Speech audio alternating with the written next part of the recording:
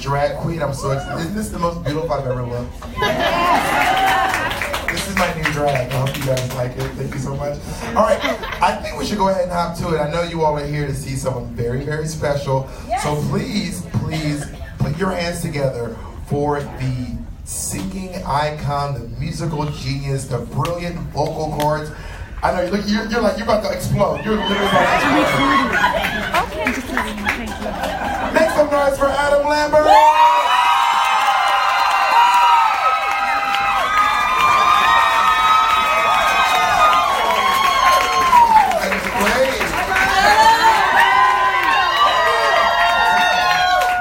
You look. Wait, I have to like first. You really look phenomenal. This suit is amazing. Thank you. The hair fell apart in this heat, let me tell you. Welcome to New York City. Oh. There is nowhere that's safe from the heat in New York. You can be in a luxury car or that one like death train on the subway, the one car that has no air. It's always a bad place. So you are a very, very busy person.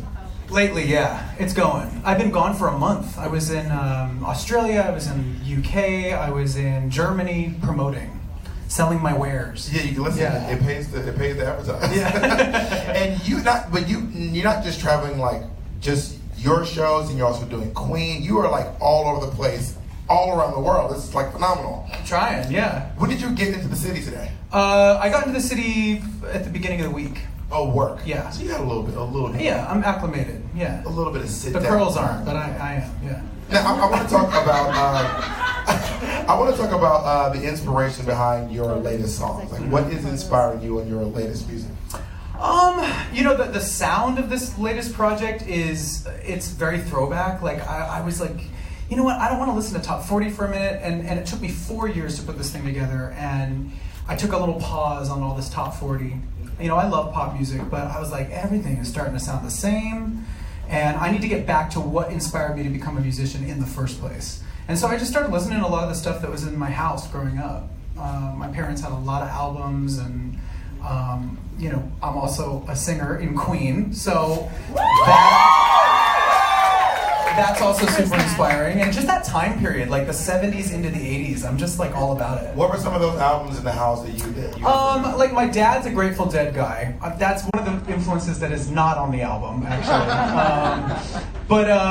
Like everything. I mean, all the classic rock stuff. I mean, Zeppelin and the Beatles and the Who and my mom listened to a lot of the Stones and Al Green and. I wanted this Al Green inspiration. Yes, the Sly and the Family Stone I heard a lot. And then in the 80s there's Prince always, and Bonnie Raitt, and David Bowie. Well, yeah, him too. Yeah. So yeah, I mean, it's just a lot of the icons from that period that inspired this project.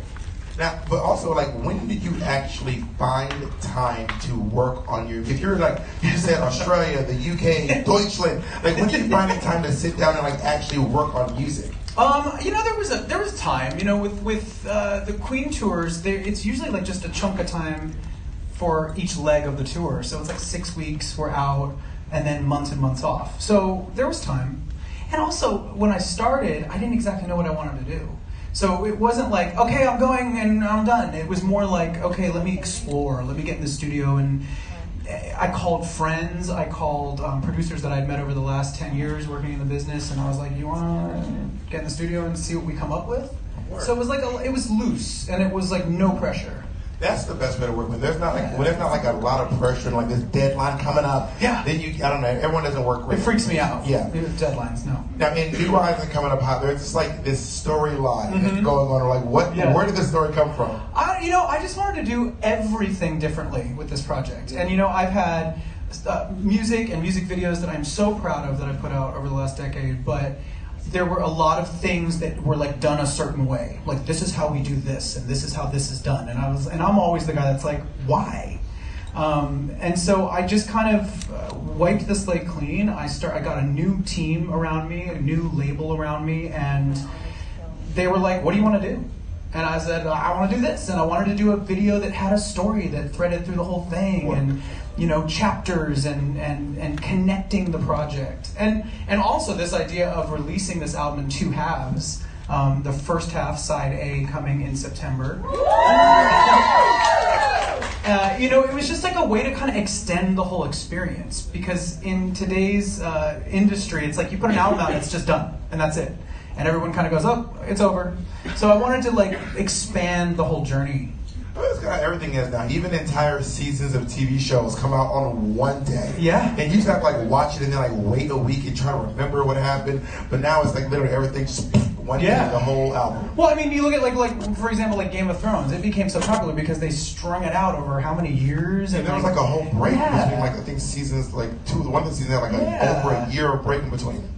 Now you kind of gagged us because there's at the end of Coming in Hot, there's just like to be continued. Yeah. It's like we're all like, what's coming? Like, what is it? What is it? As a secret, can you tell us what is to be continued? I can't tell you. I can't. That's why it's a to be continued. To be honest with you, I haven't shot it yet, so I don't know what's going to happen. It's a shock to you too. I don't know yet. I haven't figured it out. It's one of my favorite things with fans when I answer questions and they go, "What's happening in August of 2022?" And I'm like, I don't know. I don't have a crystal ball and I don't have it all planned out. Like, we don't know. Yeah. I mean, a lot of times we have to be able to read the tea leaves. You put a song out, you see how people like it, how the response is, and that informs the next move. Yeah. Who is the goddess in Coming in Hot? There's like a lot of, it's like I almost don't want to even say what she embodies to me personally, because I think the idea is it's like, it should make you think, it should make you use your imagination. Like, what does she mean to you?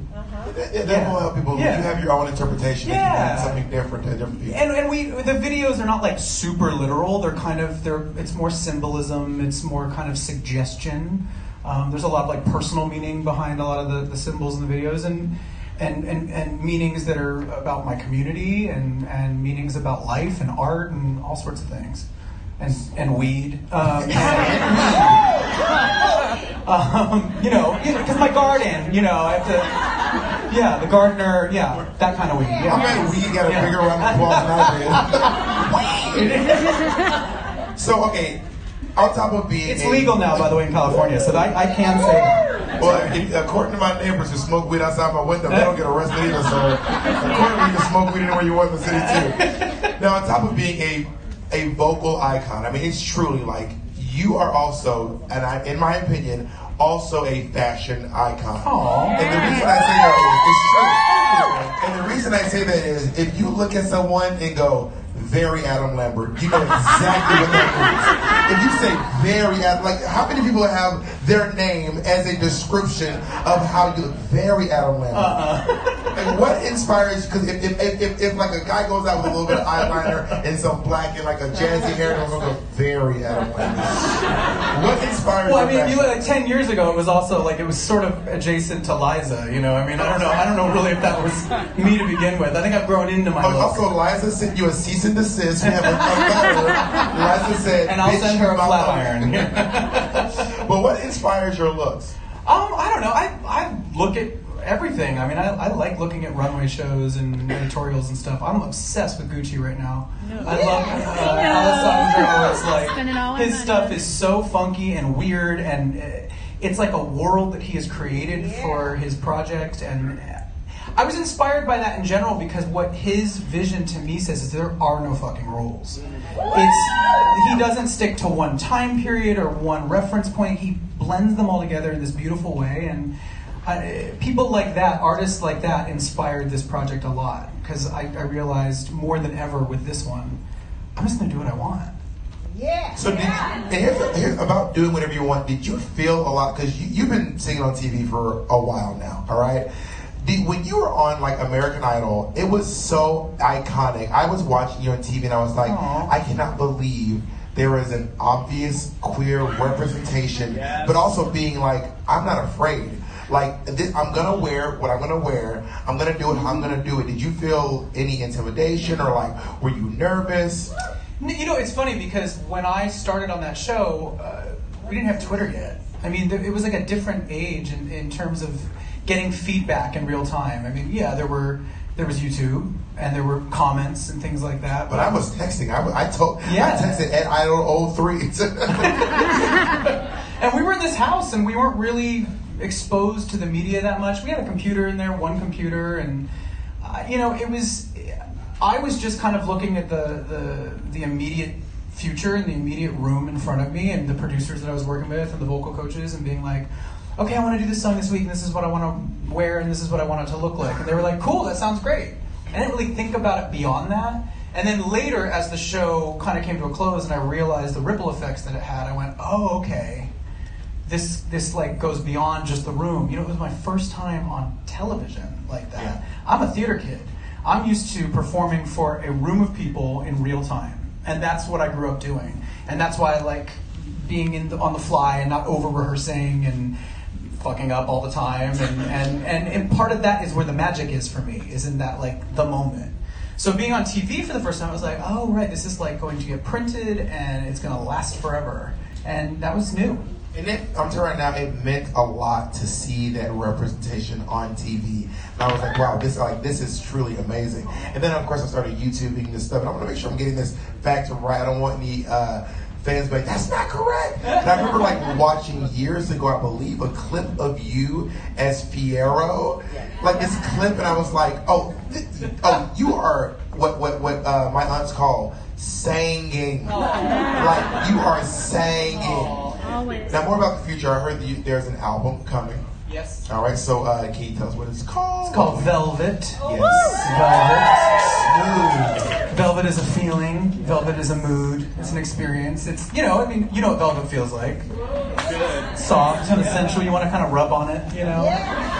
It reminds me of fashion. It reminds me of nostalgia, of retro. It reminds me of decadence, and it reminds me of some of my favorite movies and books. Velvet Goldmine is one of my favorite films. The Velvet Rage is this incredible book about the queer experience. I mean, there's a lot of references to Velvet. And about doing all these shows around the world, do you have any moments that like stick out in your head? You're like, oh yeah, that one time that I, dropped the line, or I mean, between theater and TV and music videos and Queen, and I mean, like, do you have any moments that stick out in your head? I just can't believe I haven't been called out for how often I'm faking it.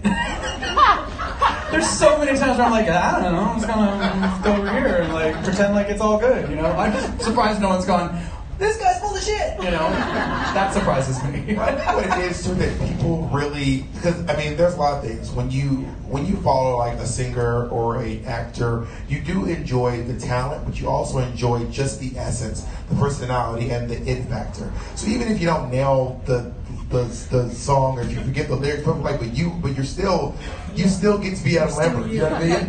Like at the end of the day, you're still Adam Lambert. So I think that's what people are loving too. And you're singing on Good Morning America tomorrow. Yes. That is bright and early.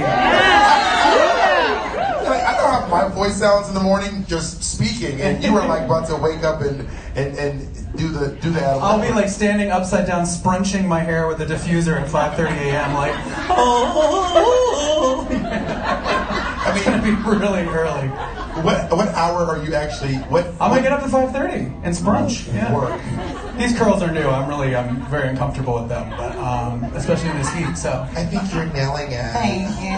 I mean, being like, does that just feel like another day at the office? Or I have done it twice, so it's not a first time thing, but it's a lot, and it's early. It's a morning show, which always feels like, yeah. I know. It's early. Yeah. Has anything ever happened in your career that you didn't expect to happen? You were like, well, I never thought I'd be doing this. Yeah, here I am. This Queen thing has turned into the most wonderful experience. I mean, it started wonderful, but, I thought it was going to be a one-time gig. They called me after meeting me on American Idol, and we did the EMAs over in Europe, and I thought that was just like going to be a standalone thing, this amazing experience, and it's turned into world tours, many world tours, and doing things like, performing on BBC for New Year's Eve, and performing on the Oscars this year, and it's turned into such an amazing career highlight for me, and a personal honor to be repping for Freddie Mercury, who was taken away from us way too soon, and to be, carrying that torch as an out queer person in 2019, and trying to inject those performances with as much queerness as possible, in the name of Freddie Mercury, for him. Yeah. I'm into injected queerness. That's the quote from the show. Inject queerness. That can mean whatever you want it to be. That's up to you. Right? Yes, please. Now we talked about exactly. We talked about Led Zeppelin and all the old kind of music and the Al Greens, but what right now is turning you on? So much. Who is doing it for you? I mean, that's the thing. Like, I can name all those references as sort of like the building blocks of some of this stuff, but there's a lot of amazing bands and artists out there. Tame Impala and the Black Keys and Jungle, and I just heard a new song by Foster the People that like blew my socks back. And there's a lot of really cool music happening right now. It's not necessarily on the radio. And that's the brilliant thing about music these days, is that we have all these amazing services where you can explore and discover, and that's inspired me, and that's broken me out of like the little box that I felt a little trapped in a couple years ago, and made me realize, you know what? Anything goes. It's music. It should make you feel a certain way, and it should be real. Yeah. I love that. Yeah. Now to all the fans watching this, and you have a lot of fans out there.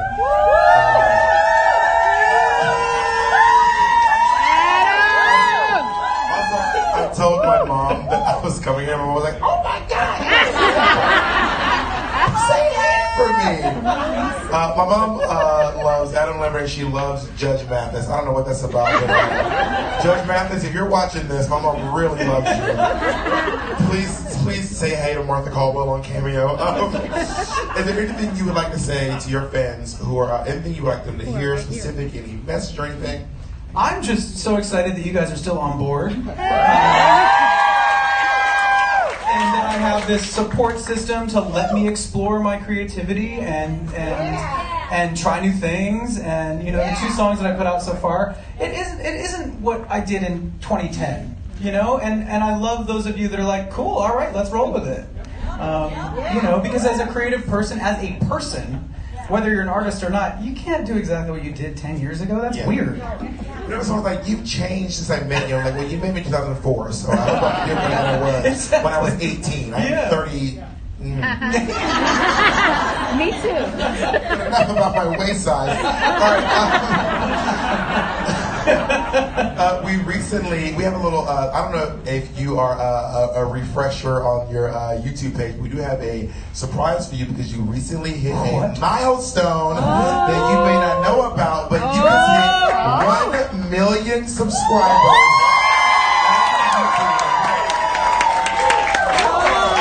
Thank you. Look at this thing. This is cool. Thank you so much. So I can do my makeup in here. Yeah, exactly. Cool. But we're gonna need it back. We have to scratch out your name and put it on. We just keep reusing the same one over and over again.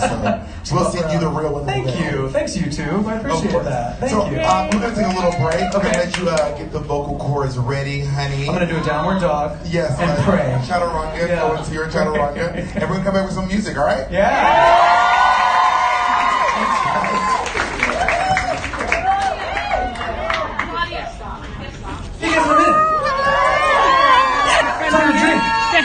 And yes, I will be singing too. Because I know it's what you've been dreaming about.